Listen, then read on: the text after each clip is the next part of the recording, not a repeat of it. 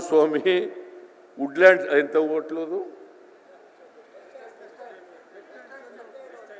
West end ಹೋಟ್ಲಲ್ಲಿ ಉಳ್ಕೊಂಡು ಅಧಿಕಾರ ಕಳ್ಕೊಂಡು ಅದನ್ನ ಕಿತ್ತಾಕ್ದವ್ರು ಯಾರು ಅವ್ರ ಸರ್ಕಾರನ ಮಿಸ್ಟರ್ ಯಡಿಯೂರಪ್ಪ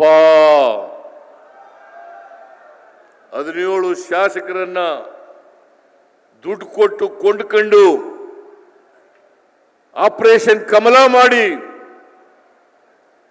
ಕುಮಾರಸ್ವಾಮಿ ಅವರನ್ನ ತೆಗೆದಾಕಿ ಅಧಿಕಾರಕ್ಕೆ ಬಂದರು. ಈಗ ಅವರೇ ಇಬ್ರು ಸೇರ್ಕೊಂಡಿದ್ದಾರೆ ಜೊತೆ.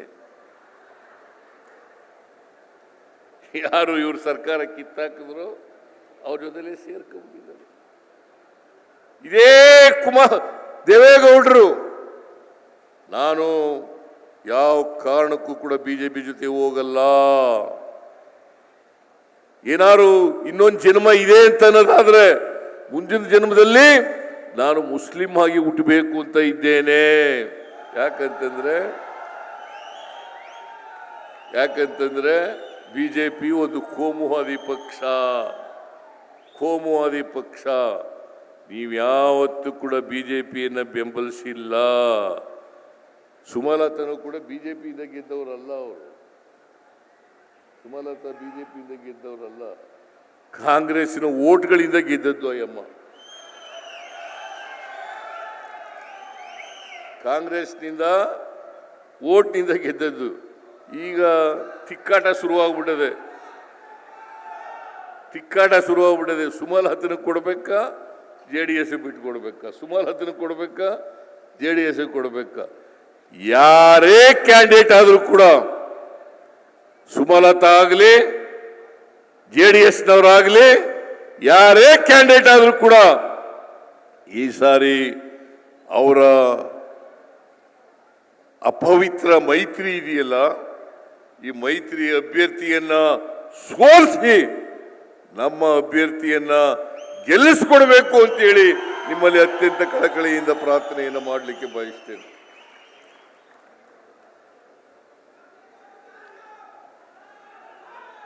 ಅನ್ನಭಾಗ್ಯ ನಾನು 7 kg ಮಾಡಿದ್ದೆ.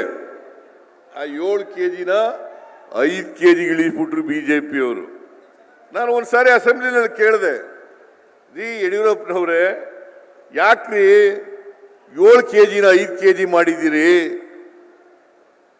ಯಾರು ಬಡವರಿದ್ದಾರೆ ಅವರು ಕೂಡ 3 ಹೊತ್ತು ಊಟ ಮಾಡಲಿ, ಯಾರು ಹಸಿದು ಮಲಗಬಾರದು, ಕರ್ನಾಟಕ ಹಸಿವು ಮುಕ್ತ ರಾಜ್ಯ ಆಗಬೇಕು ಅಂತ ಹೇಳಿದ್ರೆ ಜಪ್ಪಯ್ಯ ಅಂದ್ರು. ಯಡಿಯೂರಪ್ಪ ಆಗಲಿ ಬಸವರಾಜ ಬೊಮ್ಮಾಯಿ ಆಗಲಿ ಮಾಡಲಿಲ್ಲ. ನಾನು ಅದಕ್ಕೆ ನಮ್ಮ ಪಕ್ಷ ಚುನಾವಣಾ ಪೂರ್ವದಲ್ಲಿ 5 kg ಕೊಡ್ತಾ ಇದ್ದಾರೆ, ಇನ್ನ 5 kg ಅಡಿಷನಲ್ ಆಗಿ ಕೊಡ್ತೀವಿ ಅಂತೇಳಿ ನಮ್ಮ 2ನೇ ಗ್ಯಾರಂಟಿಯನ್ನ ನಾವು ಕೊಟ್ಟಿದ್ದು. ನಾವು ಅಧಿಕಾರಕ್ಕೆ ಬಂದ ಮೇಲೆ 5 kg ಅಕ್ಕಿ ಕೊಡಬೇಕು ಅಂತೇಳಿ ಡೆಲ್ಲಿ ಸರ್ಕಾರವನ್ನ ಕೇಳಿದೋ. ಫುಡ್ ಕಾರ್ಪೊರೇಷನ್ ಆಫ್ ಇಂಡಿಯಾದವರು ಒಪ್ಕೊಂಡ್ರು. ಆದರೆ ಪಿಯೂಷ್ ಗೋಯಲ್ ಕೇಂದ್ರದ ಆಹಾರ ಮಂತ್ರಿ ಫುಡ್ ಕಾರ್ಪೊರೇಷನ್ ಆಫ್ ಇಂಡಿಯಾ ಕೇಳಿ ಅಕ್ಕಿ ಕೊಡಬೇಡಿ ಅಂತೇಳಿ ನಮಗೆ ಅಕ್ಕಿ ಕೊಡಿಸ್ಲಿಲ್ಲ.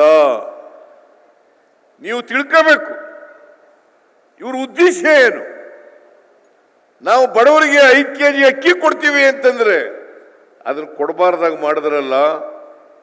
ಈ ಬಡವರ ವಿರೋಧಿ ಬಿಜೆಪಿ ಸರ್ಕಾರಕ್ಕೆ ನೀವು ಬೆಂಬಲಿಸಬೇಕಾ? ಬಡವರು ಬೆಂಬಲಿಸಬೇಕಾ? ಆದರೂ ಕೂಡ ಅಕ್ಕಿ ಕೊಡ್ಲಿಲ್ಲ ಅಂತಂದ್ರು ಕೂಡ ನಾವು ಹಣ ಕೊಡೋಣ, ಕೊಟ್ಟ ಮಾತಿನಂತೆ ನಡ್ಕೊಳ್ಳೋಣ ಅಂತೇಳಿ ಪ್ರತಿಯೊಬ್ಬರಿಗೆ 170 ರೂಪಾಯಿಯನ್ನ ಪ್ರತಿ ತಿಂಗಳು ಕೊಡ್ತಾ ಇದ್ದೇವೆ. ಪ್ರತಿ ತಿಂಗಳು ಪ್ರತಿಯೊಬ್ಬರಿಗೆ 170 ರೂಪಾಯಿ. ಇಲ್ಲಿ ಇವತ್ತಿನವರಿಗೆ 4,38,705 ಫಲಾನುಭವಿಗಳಿಗೆ ಸುಮಾರು 166 ಕೋಟಿ ರೂಪಾಯಿಗಳನ್ನು DBT ಮೂಲಕ ವರ್ಗಾವಣೆ ಮಾಡಿದ್ದೇವೆ. ಮಂಡ್ಯದಲ್ಲಿ 166 ಕೋಟಿ, 170 ರೂಪಾಯಿ ಪ್ರತಿಯೊಬ್ಬರಿಗೆ 166 ಕೋಟಿ ಮಾಡಿದ್ದೀವಿ. ಗೃಹ ಜ್ಯೋತಿ, ಯಾರು 200 ಯೂನಿಟ್ ವರೆಗೆ ವಿದ್ಯುತ್ತನ್ನು ಬಳಸ್ತಾರೆ ಅವರಿಗೆ ಫ್ರೀ ಕರೆಂಟ್ ಬಿಲ್ ಕೊಡೋಂಗಿಲ್ಲ. ಅವರು ಫ್ರೀ ಕರೆಂಟ್. ಸಾಮಾನ್ಯವಾಗಿ 100ಕ್ಕೆ 90 ಜನ ಬಡವರು 200 ಯೂನಿಟ್ ಒಳಗಡೆ ವಿದ್ಯುತ್ತನ್ನು ಉಪಯೋಗಿಸ್ತಕ್ಕಂಥವ್ರು. 100ಕ್ಕೆ 90 ಜನ, 10% ಮಾತ್ರ ಕೈಗಾರಿಕೆಗಳು ಶ್ರೀಮಂತರು ಉಪಯೋಗಿಸ್ತಕ್ಕಂಥದ್ದು. 100ಕ್ಕೆ 90 ಜನರಿಗೆ ಫ್ರೀ ಕರೆಂಟ್.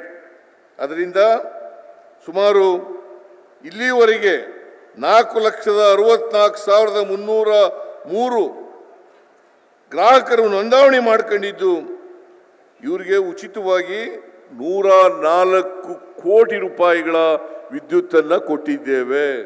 ಫ್ರೀಯಾಗಿ 104 ಕೋಟಿ ರೂಪಾಯಿಗಳ ವಿದ್ಯುತ್ತನ್ನು ಕೊಟ್ಟಿದ್ದೇವೆ. ಆಮೇಲೆ ಗೃಹಲಕ್ಷ್ಮಿ 4,49,197 ಮಂದಿ ಮಹಿಳೆಯರು ನೋಂದಾಯಿಸಿಕೊಂಡಿದ್ದು, ಇವರಿಗೆ ತಿಂಗಳಿಗೆ 2,000 ರೂಪಾಯಿನಂತೆ ಇಲ್ಲಿವರೆಗೆ 512 ಕೋಟಿ ರೂಪಾಯಿಗಳನ್ನು ಕೊಟ್ಟಿದ್ದೀವಿ. ಇದು ಮಂಡ್ಯ ಜಿಲ್ಲೆದು ಮಾತ್ರ ನಾನು ಹೇಳ್ತಾ ಇರೋದು. 512 ಕೋಟಿ. ಆಮೇಲೆ ಯುವ ನಿಧಿ ಸುಮಾರು 3,148 ಅರ್ಜಿಗಳು ನೋಂದಣಿಯಾಗಿದ್ದು 22 ಲಕ್ಷ ರೂಪಾಯಿಗಳನ್ನು 745 ಫಲಾನುಭವಿಗಳಿಗೆ ವರ್ಗಾವಣೆ ಮಾಡಿದ್ದೀವಿ. ಈ ತರ ಬಡವರು, ಮಹಿಳೆಯರು, ಹಿಂದುಳಿದವರು, ದಲಿತರು, ಅಲ್ಪಸಂಖ್ಯಾತರು, ರೈತರು, ಕಾರ್ಮಿಕರು ಇವರಿಗೆ ಶಕ್ತಿ ಕೊಡ್ತಕ್ಕಂಥ ಕೆಲಸವನ್ನು ಮಾಡ್ತಾ ಇದ್ದೀವಿ. ಯಾಕಂತಂದ್ರೆ ಇವತ್ತು ಬೆಲೆ ಏರಿಕೆಯಿಂದ, ನಿರುದ್ಯೋಗದ ಸಮಸ್ಯೆಯಿಂದ, ಪೆಟ್ರೋಲ್, ಡೀಸೆಲ್, ಗ್ಯಾಸ್ ಬೆಲೆ ಏರಿಕೆಯಾಗಿ, ಆಹಾರ ಪದಾರ್ಥಗಳ ಬೆಲೆ ಏರಿಕೆಯಾಗಿ, ಗೊಬ್ಬರದ ಬೆಲೆ ಏರಿಕೆಯಾಗಿ ಇವತ್ತು ಬಡವರು ಕಷ್ಟಪಡ್ತಕ್ಕಂಥ ಪರಿಸ್ಥಿತಿ ನಿರ್ಮಾಣ ಆಗಿದೆ. ಇಂಥ ಕಷ್ಟದ ಪರಿಸ್ಥಿತಿನಲ್ಲಿ ನಾವು ಬಡವರಿಗೆ ಸಹಾಯ ಮಾಡಬೇಕು. ಎಲ್ಲ ಜಾತಿ ಬಡವರಿಗೆ, ಎಲ್ಲ ಜಾತಿ, ಎಲ್ಲ ಧರ್ಮ, ಎಲ್ಲ ಪಕ್ಷಗಳು. ಈ ಬಿಜೆಪಿಯವರು ಹೇಳ್ತಾರಲ್ಲ, ನಮ್ಮ ಗ್ಯಾರಂಟಿಗಳ ಬಗ್ಗೆ ಕುಹುಕವಾದಂಥ ಮಾತುಗಳನ್ನು ಆಡ್ತಾರಲ್ಲ, ಬಿಜೆಪಿ ಬಡವರಿಗೆ ತಲುಪ್ತಾ ಇಲ್ವಾ? ಬಿಜೆಪಿ ಬಡವರಿಗೆ ಕಾರ್ಯಕ್ರಮಗಳನ್ನು ಕೊಡ್ತಾ ಇಲ್ವ? ನಾವು ಯಾವುದೇ ಪಕ್ಷದ ಬಡವರು ಇರಲಿ, ಯಾವುದೇ ಜಾತಿ ಬಡವರು ಇರಲಿ, ಯಾವುದೇ ಧರ್ಮದ ಬಡವರು ಇರಲಿ, ಎಲ್ಲ ಜಾತಿ ಬಡವರಿಗೂ ಕೂಡ ಇವತ್ತು ಗ್ಯಾರಂಟಿ ಯೋಜನೆಗಳ ಮೂಲಕ ಸುಮಾರು 4 ಕೋಟಿ 60 ಲಕ್ಷ 4 ಕೋಟಿ 60 ಲಕ್ಷ ಇವತ್ತು ಎಲ್ಲ ಜನರಿಗೆ ಉಚಿತವಾಗಿ ಈ ಫಲಾನುಭವಿಗಳಿಗೆ ಈ ಎಲ್ಲ ಗ್ಯಾರಂಟಿಗಳು ತಲುಪ್ತಾ ಇರ್ತಕ್ಕಂಥದ್ದನ್ನು ನೀವು ನೋಡ್ತಾ ಇದ್ದೀವಿ. 4 ಕೋಟಿ 60 ಲಕ್ಷ. ಈ ವರ್ಷ 36,000 ಕೋಟಿ ರೂಪಾಯಿಗಳನ್ನು ಖರ್ಚು ಮಾಡ್ತಾ ಇದ್ದೀವಿ. 36,000 ಕೋಟಿ.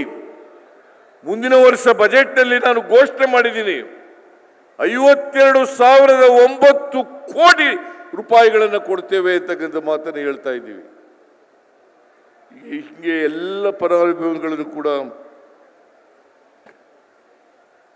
ಬಡವರಿಗೆ, ದಲಿತರಿಗೆ, ಈ ವರ್ಗದ ಜನರಿಗೆ ಶಕ್ತಿ ತುಂಬತಕ್ಕಂಥ ಕೆಲಸವನ್ನು ಮಾಡ್ತೀವಿ.